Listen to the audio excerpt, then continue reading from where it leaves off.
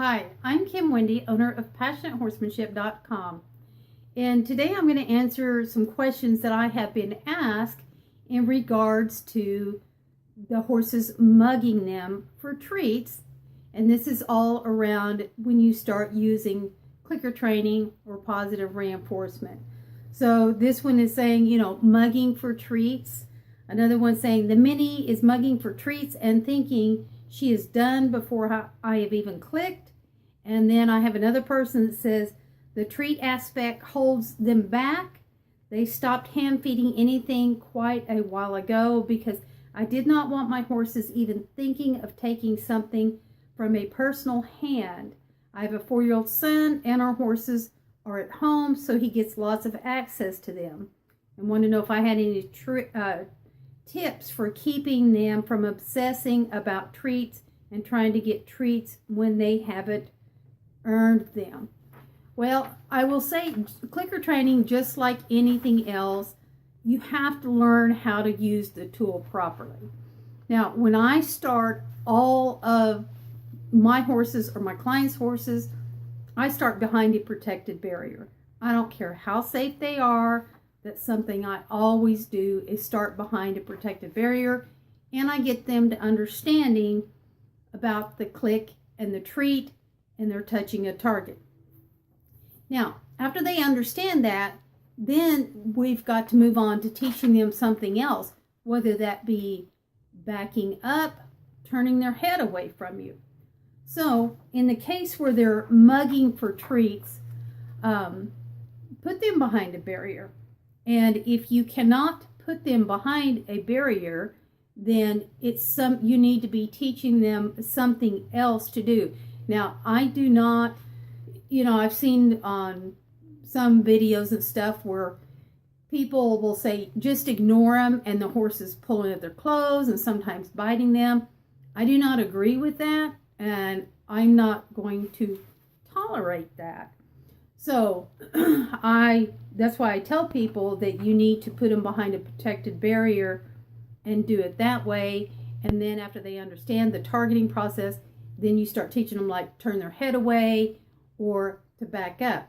So if your mini is mugging you for treats and you can't put them behind a protected barrier, then what I suggest is that you maybe take and tie them to a fence someplace, and you stand there and get them to turn their head. When they turn their head, then you click and treat. Now, the other thing that you can do too is you can give them something that is not as high a value in a treat, like hay. That's not as high a value if you gave them a piece of apple, or some people give peppermints. Those are higher value rewards. So you could give something like hay. But again, you could take and you could tie them to the fence if you don't have something to put them behind, and teach them to turn their head away from you. So every time they turn their head, you click and then you treat, or start teaching them how to back. Because once they have more things that they understand and know how to do, they're going to start offering those different behaviors and say, look, I can show you this, I can show you that, I can do this, I can do that. Now, the other thing too is I do not put treats in my pocket, because if you put treats in your pocket and then you're done with the session, they can still smell the residue from those treats and they're going to search for them. So you're not setting your horse up for success.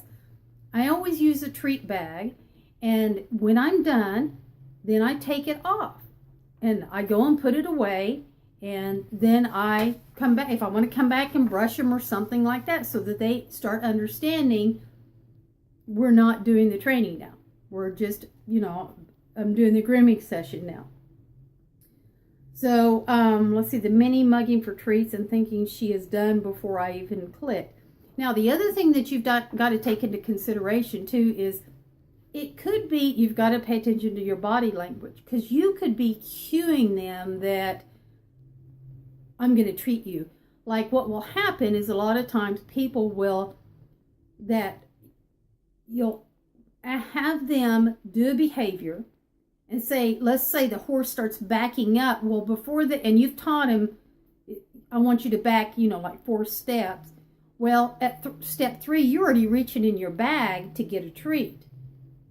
See? So you're already setting them up going, I'm reaching for the treat. And they're like, hey, I don't have to do 5 steps. I can just do 3.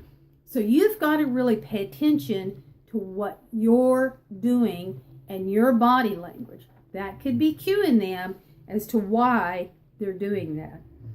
And then the one about the stopped hand feeding, I don't have that problem with any of mine, and I have 6 of them, and I did hand feeding with a clicker, using clicker training. And of course, it's again one of those things of knowing exactly how to use the tool.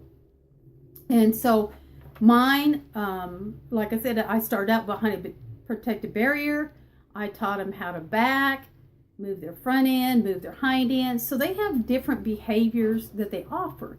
But I don't continue to click and treat from now on. I mean, I only use it for teaching a new behavior or reinforcing a behavior. So if it's something that you're clicking and treating for all the time, something that they understand, let's say that they understood the backing, and you continually click and treat, you can cause that. So when they start showing me they understand what I want, then I start phasing out the click and treat, and I just add a cue to it. So with that one there, again, that's something of learning how to use the tool right. And you can go to using, like I said, a lower value treat like hay. You can also do like, hay pellets if you want to do hay pellets, and work with them on that and see if that makes a difference for you. And you can reach out to me if you have any more questions. I'm here to help you. My website is passionatehorsemanship.com, and I have more information for you. Thanks for watching.